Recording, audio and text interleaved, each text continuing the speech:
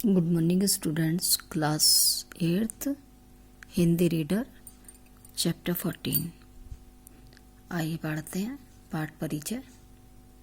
पाठ परिचय। एक अच्छी न्याय व्यवस्था एक शासन का आधार होती है। सच्चा न्याय वही होता है जो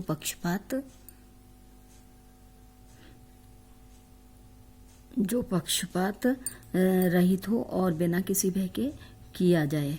यह घटना आज से लगभग 2500 वर्ष पहले की है। एक दिन संध्या समय जब आकाश में बादल लहरा रहे थे, बुद्धगया नामक गांव में एक परदेशी शिशुपाल ब्राह्मण के द्वार पर आया और नम्रता से बोला,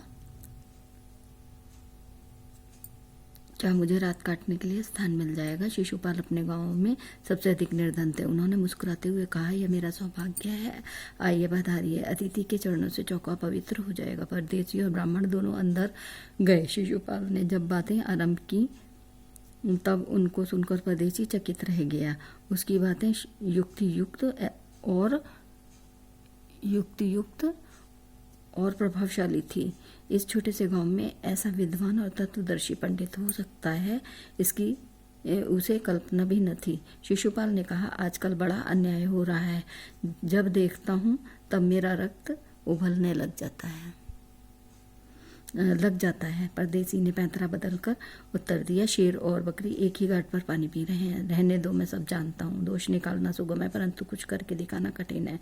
शिशुपाल ने अग्नि पर पड़े हुए पत्ते की तरह झुलस कर उत्तर दिया, अवसर मिले तो दिखा दूं कि न्याय किसे कहते हैं। तो आप अवसर चाहते हैं? हाँ, अवसर चाहता हूँ। फिर तो कोई अन्याय न होगा, सर्वथा न होगा। कोई अपराधी दंड से न बचेगा, कदापि नहीं बचेगा। परदेसी ने सहज भाव से कहा, बहुत कठिन है। ब्राह्मण के लिए कोई कठिन नहीं, मैं न्याय का डंका बजाकर दिखा दूंगा। परदेसी के मुख पर मुस्कुराहट थी, नेत्रों में ज्योति। उसने हंसकर उत्तर दिया, यदि मैं अशोक होता तो आपकी मनसा पूरी कर देता। दूसरे दिन महाराज अशोक के दरबार में शिशुपाल को बुलाया गया। महाराज अशोक राजकीय ठाट से कमरे में आए और मुस्कुराते हुए बोले, ब्राह्मण देवता, मुझे तो आपने पहचान ही लिया होगा। शिशुपाल घबराकर खड़े हो गए। इस समय उनका रोम रोम कांप रहा था। ये वही थे। शिशुपाल ने तुरंत ही अपने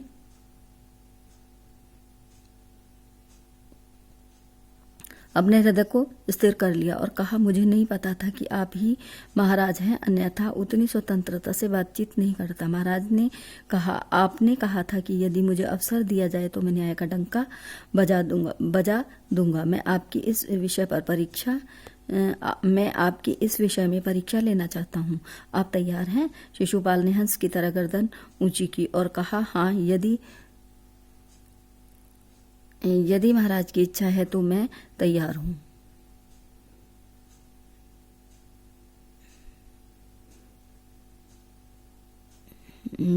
हूं।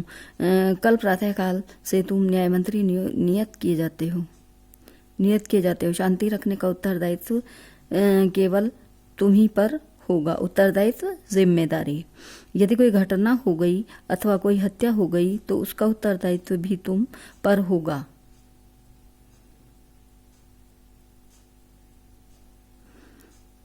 होगा। महाराज थोड़ी देर चुप रहे और फिर हाथ से अंगूठी उतार कर बोले, यह राजमुद्रा है। तुम कल प्रातःकाल की पहली किरण के साथ न्याय मंत्री समझे जाओगे। मैं देखूंगा तुम अपनी बात को किस प्रकार सिद्ध कर सकते हो। 1 मास व्यतीत हो गया। न्याय मंत्री के न्याय और सुप्रबंध की चारों ओर धूम मच गई। शिशुपाल ने नगर पर जादू डाल दिया है, ऐसा प्रतीत होता था। उन्होंने चोर डाकुओं को इस प्रकार वश में कर लिया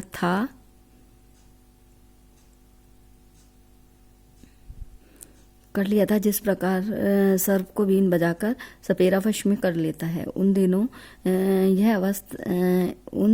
यह अवस्था थी कि लोग दरवाजे तक खुले छोड़ जाते थे।